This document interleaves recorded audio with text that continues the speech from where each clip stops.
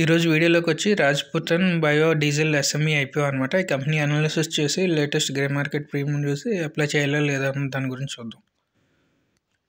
ఈ కంపెనీ వచ్చి Jaipur based company అనమాట. 2016లో స్టార్ట్ అయింది రాజ్‌పుతన్ బయో డీజిల్ లిమిటెడ్ అని. ఈ కంపెనీ యొక్క ప్రొడక్ట్స్ చూసుకుంటే namely glycerine and fatty acids అనమాట. బయో డీజిల్ ప్రొడక్ట్స్ ఉంటాయి. ఈ కంపెనీ వచ్చి ఇండస్ట్రియల్ ఏరియా రాజస్థాన్లో ఉంటుంది. అలాగే 4000 స్క్వేర్ మీటర్స్లో ఏరియాలో ఉందన్నమాట ఈ కంపెనీ. అలాగే ప్రొడక్షన్ వచ్చి 30 kilo litres per day production ఉంది, కానీ వీళ్ళు 24 kilo litres per day production తయారు చేస్తుంటుంది ఈ ప్లాంట్ ద్వారా. అలాగే టోటల్గా ఓవరాల్గా చూసుకుంటే 23 ప్రొడక్ట్స్ తయారవుతూ ఉంటాయి అనమాట ఈ కంపెనీ ద్వారా.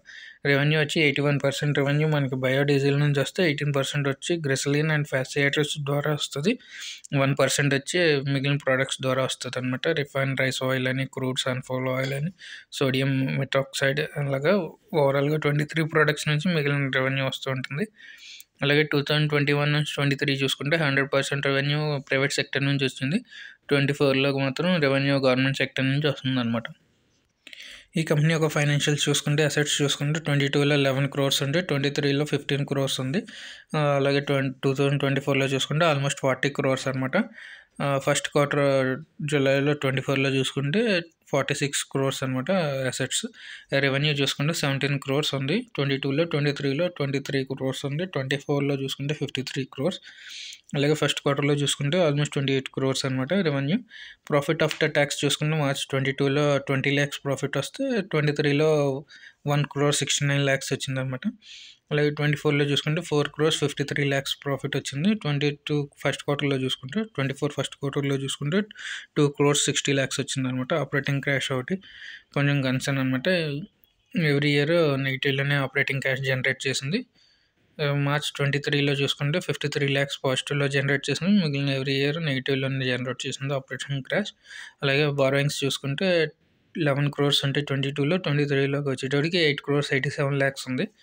అలాగే మళ్ళీ 24 వచ్చేటప్పుడు 19 crores 14 lakhs వచ్చిందనమాట. అలాగే ఫస్ట్ క్వార్టర్లో చూసుకుంటే 19 crores 54 lakhs అప్పు ఉందన్నమాట ఈ కంపెనీకి. ఎబిట్టా మార్జిన్ చూసుకుంటే ఓవరాల్గా 15% ఎబిట్టా మార్జిన్ ఉంది. ప్యాట్ మార్జిన్ చూసుకుంటే 7% ప్యాట్ మార్జిన్ ఉందన్నమాట. మార్కెట్ క్యాపిటలైజేషన్ చూసుకుంటే 91 crores మార్కెట్ వాల్యుయేషన్ చూపిస్తుంది ఈ కంపెనీ.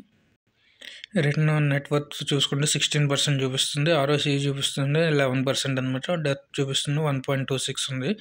అలాగే ప్రైస్ టు బుక్ వాల్యూ చూసుకుంటే 4.24% ప్రైస్ టు బుక్ వాల్యూ చూపిస్తుంది అనమాట ఈ కంపెనీ. ఈ కంపెనీ యొక్క లీడ్ మేనేజర్స్ చూసుకుంటే గ్రియా క్యాపిటల్ అడ్వైజర్స్ ప్రైవేట్ లిమిటెడ్ అని, అలాగే మషిత్ సెక్యూరిటీస్ ప్రైవేట్ లిమిటెడ్ అని వాళ్ళు వెబ్సైట్లో మనకు తెలుస్తుంది అనమాట అలాట్మెంట్ అయిందా లేదా అని.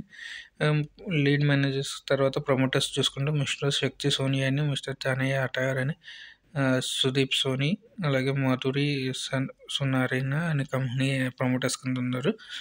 90% మనకి ఐపీఎల్ లిస్ట్ అవ్వకముందు అంటే షేర్ హోల్డింగ్, లిస్ట్ అయిన తర్వాత 65%కి ప్రమోటర్స్ షేర్ హోల్డింగ్ ఉంటుందన్నమాట.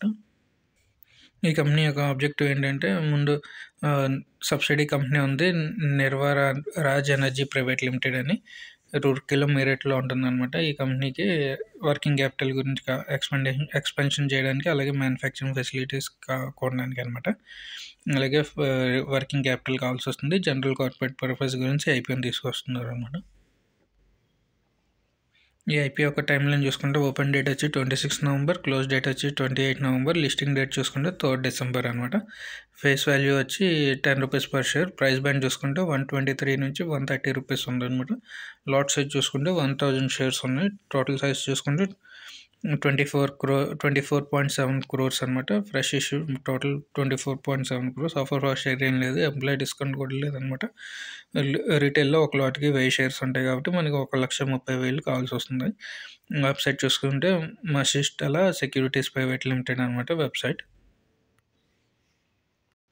ఓవరాల్గా ఐపీఓ రివ్యూ ఏంటంటే, సన్ రైజింగ్ సెక్టర్ అనమాట. ఈవీ తర్వాత ఈ సెక్టర్కి డెవలప్మెంట్ ఉంటుంది. అలాగని చెప్పి మెయిన్గా గవర్నమెంట్ బడ్జెట్ మీద అలాగే గవర్నమెంట్ అప్డేట్స్ మీద ఈ కంపెనీ ఆధారపడి ఉంటుందన్నమాట. ఏమైనా మార్కెట్‌లో గవర్నమెంట్ దగ్గర నుంచి పాజిటివ్ అప్డేట్ వస్తే ఈ కంపెనీకి మంచి పాజిటివ్ రి వాల్యూ వచ్చే ఛాన్సెస్ ఉంటాయి. అలాగే ట్రెడిషనల్ సెక్టర్ అనమాట రిప్లేస్‌మెంట్ కూడా ఈ డీజిల్, పెట్రోల్ అన్నిటికి ఇది రిప్లేస్‌మెంట్ కింద ఉంటుందన్నమాట. స్మాల్ కంపెనీ చిన్న కంపెనీయే కాబట్టి వాల్యుయేషన్స్ కొంచెం హైగా వచ్చాయి. ఇంకా మేబీ 100 లోపల వచ్చుంటే ఇంకా మంచిగా ఉండును. సో, ఈ కంపెనీకి జేఎంపీ కరెంట్ మార్కెట్ ప్రైస్ చూసుకుంటే, గ్రే మార్కెట్ ప్రీమియం చూసుకుంటే రూ. 21 ఉంది. 16% గ్రే మార్కెట్ ప్రీమియం చూపిస్తున్నారు. సో, ఎస్టిమేటెడ్ ప్రాఫిట్ వచ్చి 21,000 అనమాట.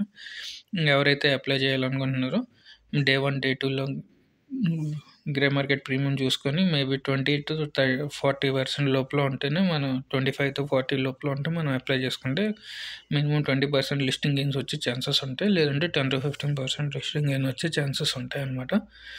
సో, ఎవరైతే అప్లై చేయాలనుకుంటున్నారో డే 1, డే 2లో చూసుకొని దాని మీద అప్లై చేసుకుంటే బెస్ట్.